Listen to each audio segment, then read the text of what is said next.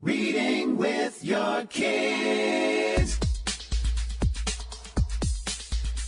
Hola, ni hao, konnichiwa, assalamu alaikum, shalom, jambo, bienvenidos. Hi, my name is Jedley, and this is the Reading with Your Kids podcast. We are on the road. We're coming to you from the beautiful town of Remington in Indiana. You know, no matter where you are, you can connect with us on social media, facebook.com/readingwithyourkids. On Twitter, it's at Jedley Magic. On Instagram, it's at Reading with Your Kids. Our guest today is the author of the thought-provoking book, Spite Fences. Her name is Trudy Krisher. Before Judy joins us, I want to let you know that this episode of the Reading with Your Kids podcast is brought to you by Little Pearl's Reflection. Little Pearl's Reflection, it's a beautiful series of books by our friend Sarah Ann Kinnear.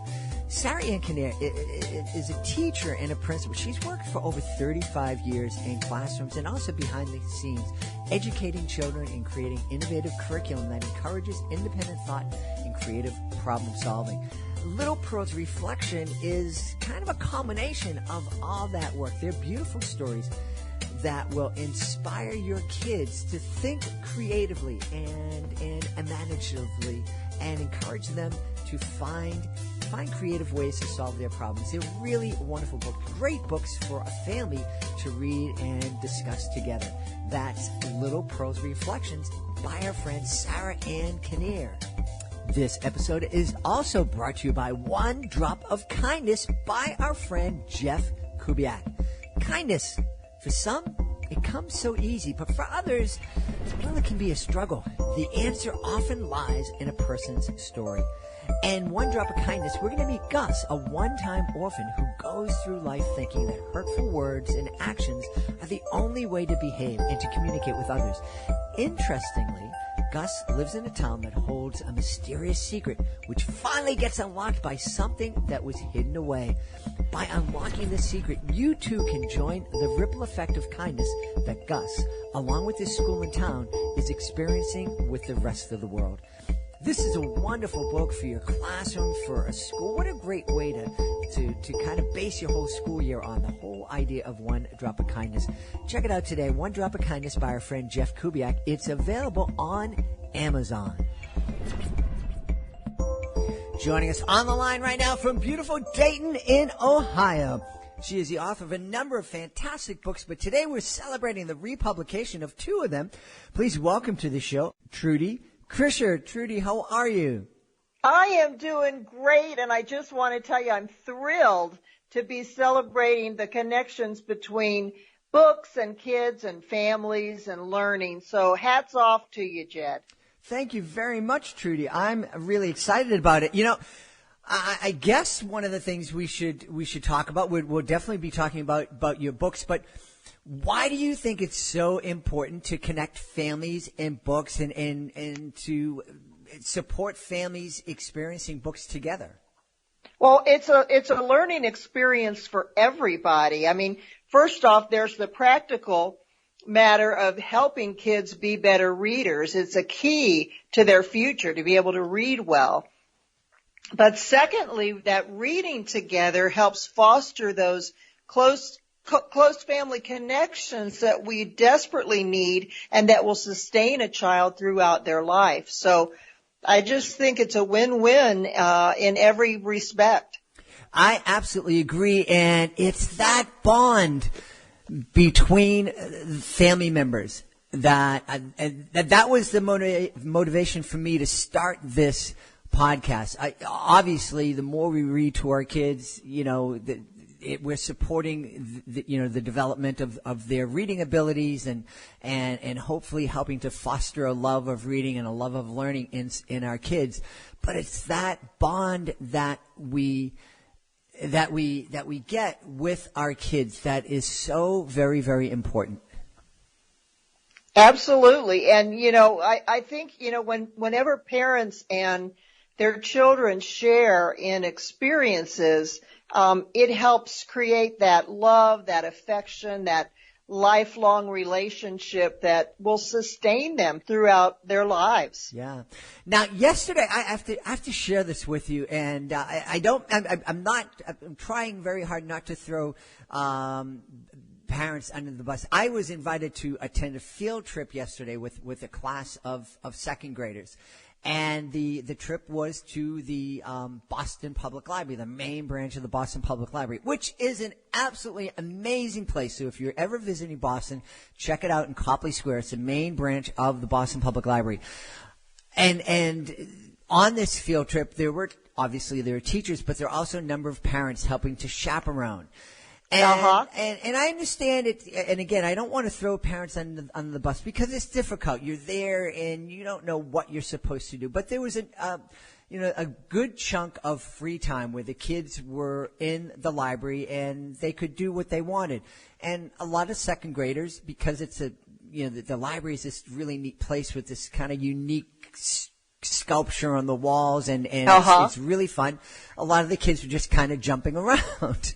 And I noticed all of the parents were on their phones. Now it could have been that, I don't know what I'm supposed to do here. So again, I don't want to throw them under the bus. But to me, it was just, like I picked up a book and I grabbed a couple of kids and hey, you want to read this book together? And we sat down and we were reading together. But, I've seen that sometimes, not so much at the library, but I've seen it at the park where the parents have taken their children to the park and there's a wonderful sand pile or there's a splash pad or monkey bars, and sometimes the parents sit off by themselves on their phones. And, that disturbs me. One of the things that I do as a volunteer, we have a very poor section of town where the kids don't have good libraries. The library has not had a librarian for years. And I volunteer to help them put the library together and then read to the kids. And we do little programs, little videos. We do little interactive things with books and try to guide them to use a library and realize all the resources that are there. But these are kids who have gone without library services for several years. And it bothers me. It's just like, they've been neglected. Yeah. Well, that was one of the things that as we were going through the library yesterday and the main branch of the BPL is this amazing thing. And there's a beautiful courtyard and there's artwork and the children's room is magnificent and there's a grand staircase and all this. And as we're going through this, I'm talking to these second graders. I'm like going, can you guys imagine this? This is our library. How cool is that? This is our library. And again, they're second graders, and they're looking at me going, what do you mean it's our library? This isn't our library. I'm like, oh, no, yes, you live here in the city. This is our library. You belong here. You're welcome here. And I think that that's something, and it doesn't matter if it's this big, opulent, palace of books like the main branch of the Boston Public Library or one of their beautiful little neighborhood branches. I think it's really important for us to help our kids understand that those are ours. They belong to us. They do. Our taxes support them. They have wonderful free programming that's dedicated to kids. I mean, many parents take their kids to story hour at the library. They can go to the library to do their homework. There are always like art displays in local libraries and meeting rooms where people can gather. So I think I'm a big fan of libraries, Jed. You do not have to convince me of that. Well, you don't have to convince me that we should be celebrating the fact that you are republishing Spite Fences and your other book, Kinship. So tell us about the books and why you've decided to republish them. Well, I'll tell you, I've been a writer for many, many years, and what happened is I published this book, Spite Fences, to great success about 25 years ago. Well, that was before we had ebooks and all these books online. And what happened is I decided it was time for me to get with the 21st century. And so I have made them now available as ebooks, on Kindle and through Amazon as well as paperbacks. And they have all new covers. I think if you'll look at the cover of Spite Fences, I think it's beautiful. And it kind of tells the story of the fence. As you know, as human beings, we often put up fences against each other. Rather than building bridges and building relationships, we put up walls, we put up fences. And that's what happens in this story of mine. If you look at the cover, you'll see that there is an African-American hand holding a camera out so that a young girl might be able to pick it up and take a picture with it. And that's exactly what happens in the story Spite Fences. My heroine, Maggie, is a young 13-year-old white girl who is given a camera, and she learns to use that camera to record some of the problems that are existing in the town between races. She notices that there are separate water fountains. There are separate schools. There are separate seats in the movie theater. And even black and white are buried in separate cemeteries. So this is a story about how one young girl with her camera manages to bridge some of those racial divides. And I wasn't sure whether I should republish it because I thought, well, maybe we had solved a lot of those problems. And the truth is we haven't. Parents and their kids can learn a lot by talking about perhaps the Black Lives Matter movement or some of the criminal justice inequities that we have or the inequities in our schools that still exist today. So this is kind of a book that's a classic in a way because it deals with problems that are always with us. Naively, I thought they would be solved by now, and of course they haven't been. So the book is still relevant, and one of the things that characterizes me perhaps as a writer is that all my books begin in questions. I'm constantly asking questions. So Spite Fences is about why do we manage to wall each other off with fences while we should still be building bridges. And some of my other books raise questions like that. For example, I wrote one book called Uncommon Faith, and it was about a time in American history when women couldn't go to college. So my question was, how is a young girl limited if education is denied her? So that's kind of where I begin as a writer. I begin with a question, and the end is a novel. So that's my best explanation, Jed.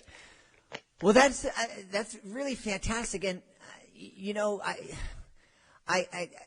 I'm really happy that you've republished Spite Fences because it certainly is relevant right now, and yes, on lots of levels, things are better between the races, but there are still inequities, and it's not just here in the United States. It's actually all over the world. And a lot of the fences, we hear about things in the Middle East and, of rivalries and wars and hatred that's lasted centuries between peoples. And well, I will tell you one of the things that was such a thrill about Spite Fences was when the war in Bosnia ended. Dayton, Ohio, was the place where the peace accords were written. And because my book has a lot to do with racial healing, copies of it were sent to Sarajevo. And the students in Sarajevo read Spite Fences as a way of understanding how they might reach out to other people. And then those kids from Sarajevo came back to Dayton, and I got to meet them and speak to them. So the book has traveled internationally, really, because I think we have a universal, global problem of people being afraid of their differences, perhaps. Mm-hmm. I want to get back to that, but just first, we do have a lot of authors and a lot of aspiring authors who listen to the podcast. I know that there are some of them out there thinking, how must Trudy feel knowing that her book made that kind of impact, that it traveled to another part of the world and touched kids in such a monumental way? Oh, it makes me feel wonderful because I don't write for money. I don't write to for any kind of mercenary reason. I write because I want to touch people and I want to get them thinking about the questions that I've raised in the books that I've written. And if I can do that, that is just such a great gift, not only to the world, but a gift to me. So I'm thrilled. I mean, it makes me feel wonderful that it's had that kind of an impact. Now, you mentioned that one of the reasons that you think that we may be building fences is because it's out of fear.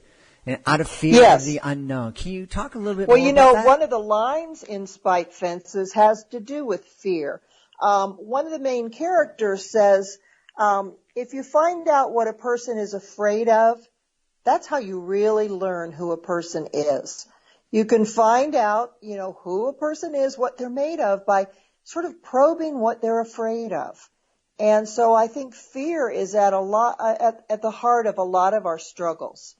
We're afraid of other people. We're afraid of their different religions, their different values, their different ways of living. But underneath, we're all just, you know, alike. The last line in Spite Fences is, somehow we're all kin.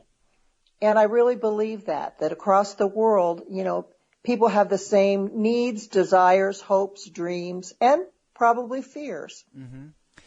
Well, I absolutely agree with that sentiment. You know, I've mentioned so many times here in the podcast that we host International Kids, and we count kids from literally all corners of the world as kin and as part of our family. And we all look different, but there's this great love between us. And how do you think we can get over this fear? I think it's always about just what you're doing with your podcast. It's about building relationships. It's about me going to a poorer part of town and learning what the life of the people there is like. It's me reaching out to somebody who dresses differently than I do. It's having us connect with each other in our neighborhoods, in our schools, on our playgrounds, and realizing that we may look different, but underneath it we're awfully alike. So I think the more we do to connect people, just like you're doing with your podcasts and the reading and the libraries, the more we do that, I think the better off we are. You know, one of the things I say when I'm out doing my educational magic shows at a school or at a library is I tell kids that the books are this magical thing that can, you know, take you back in time and bring you into the future, but it can also introduce you to people who are different than you. Talk, you know, for I those... think you can do that through, well, I know you can through some of the books I've written. Mm-hmm. For example, a novel usually has some kind of symbol, and in Spite Fences, my symbol is the fence. People live on one side of the fence if they're white. People live on the other side of the fence if they're black. And how do we begin to take down those fences is the question. And I think one of the ways we do it is we do it through understanding a little bit more about history.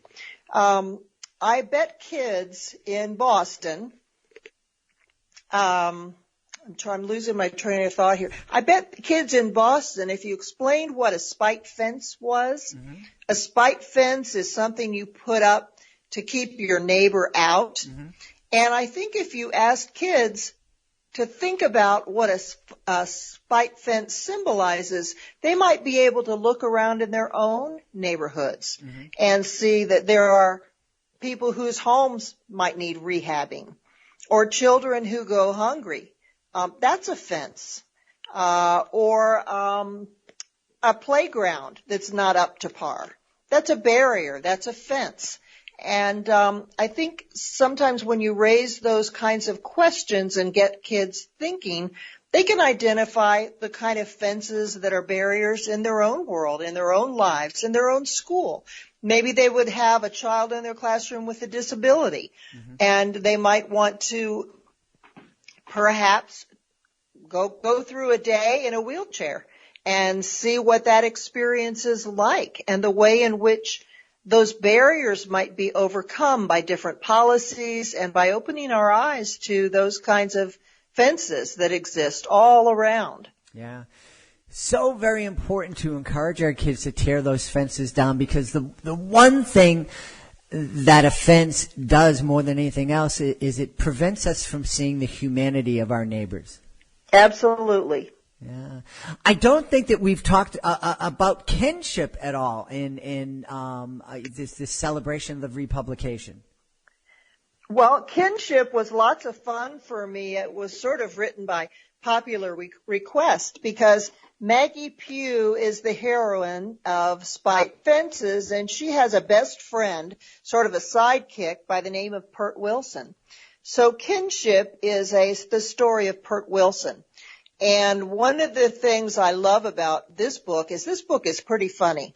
Pert Wilson is a character. She gets into all kinds of difficulties, and from time to time she can really make you laugh. But she is a friend of Maggie's, and she happens to live in a trailer park.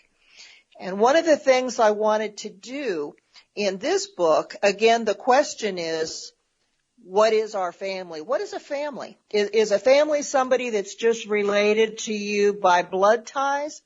Or can a family member be somebody different? Somebody that makes you feel like you belong? And Pert Wilson is looked down on because she lives in a trailer park. But in the course of the novel, we come to see that the trailerites that live all around her are like a family to her. Mm-hmm. And when she is brokenhearted because her father has disappeared, it's the trailerites around her in her community that come to her rescue. And so it's a story about helping you figure out who you really belong to. And so that's kind of what it's about, if that makes sense. Yeah, absolutely. Now, I'm curious, was there a Maggie and a Pert in your life that these characters were based on? Well, I don't know that there was a Pert, although I'm a lot like Pert in the sense that I like to laugh. Uh-huh. You can't really tell it from this interview, but I love to laugh. I'm a lot like Maggie in the sense that when I was 14, like her, my school was integrated for the first time. I grew up in the South. And when I was 14, our white school opened the doors to African American students, and that made a profound impression on me. And so I'm a lot like Maggie in that way. The other thing I think is that I'm like Maggie is I remember when I was a little girl, we didn't have all these malls and everything. We didn't go internet shopping, but my mother would take me downtown on the bus to buy me a new pair of school shoes. And I remember being in the department store and being thirsty. And I went over and drank from this water fountain. I was attracted to it. It said colored on it. And I remember thinking, oh, the water will be pink, or maybe the water will be purple. That would be a lot more interesting than the white fountain. But my mother quickly took me aside and said, no, that's not your fountain. You're supposed to come here to this other one. And that was my very first experience with Jim Crow. And I know that kind of autobiographical experience finds its way into Spite Fences. Well, so that's really, really powerful. And I guess, that's what authors are told to do, write about what they have lived. Exactly. So anyway, but kinship was lots of fun for me to write. I characterized each of the trailerites with unique, different personalities, and I sort of got the idea for the story when my sister and brother-in-law ran a trailer park. And one of the things that was fun for me was to sit in the front office, and all the different trailerites would stop by and they'd tell me their stories, and they were sort of these wonderfully quirky, full of personality characters that, I could imagine in the pages of a book, and they ended up there one day. That's awesome. Now, we want to know how we can end up on your website to learn more about you and learn about all of your books. Perfect. It's just www.trudykrisher.com. And I am on Facebook under Trudy Krisher, so you can contact me that way. And I love, I've been a teacher all my life. I taught elementary school and high school and college and community college, and I love it when people connect with me and ask me questions, because I still have that teacher in me that loves to help other people learn. So I'm open to any kind of comments, questions, or conversations. Well, we are really excited that we had a chance to learn from you and ask some questions today. We've been celebrating the republication of Spite Fences and also the middle grade novel Kinship with the author Trudy Krisher. Trudy, thank you so much for being on our show. Jed, best of luck, and you've got my information if you ever get to Dayton. Please be sure to join us for the next edition of the Reading with Your Kids podcast. Our guest will be Erin Stewart. She is the author of Scars Like Wings, a great new middle grade book. And we'll be speaking to the author, Erin Stewart. Hey, if you are the author of a great children's book, whether it's a picture book, a board book, a middle grade book, a young adult title, we would love to have you as a guest on the Reading with Your Kids podcast. Being a guest, it's fun, it's easy, and it gives you the chance to tell thousands and thousands of people about your fantastic children's book. All you need to do is to go to our website, readingwithyourkids.com, click on the contact button, let us know about your great book. We will let you know the next easy steps. We want to thank the people who made today's show so very wonderful. Of course, we want to thank Trudy Krisher. She is wonderful. Be sure to check out Spite Fences. Also want to thank our sponsors today, Sarah Ann Kinnear, Little Prose Reflections. Don't miss that series. Also want to thank our friend Jeff Kubiak, the author of One Drop of Kindness. I want to thank my producer, Fatima Khan, for all she does to make the podcast so very wonderful. Be sure to check out her blog at readingwithyourkids.com. I want to thank my beautiful wife for all of the support she gives me. I want to thank you. Thank you so much for joining us today. And as always, thank you so much for taking the time to make the world a better place by reading with your kids. I'll be looking for you in the next edition of the Reading with Your Kids podcast.